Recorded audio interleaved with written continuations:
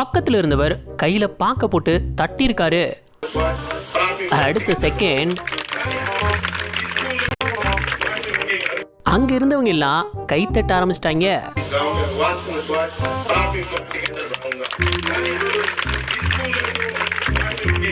நான் என் கடமையை தானே செஞ்சேன்.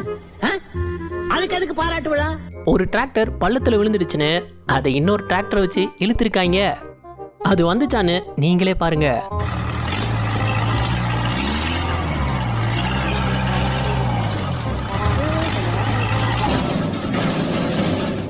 வந்துடுச்சே பாதியா. எல்லா கல்யாணத்திலயும் பொண்ணு கழுத்தை சுத்தி தானே தாலி கட்டி பார்த்திருப்பீங்க. ஆனா இங்க மாப்பிள்ள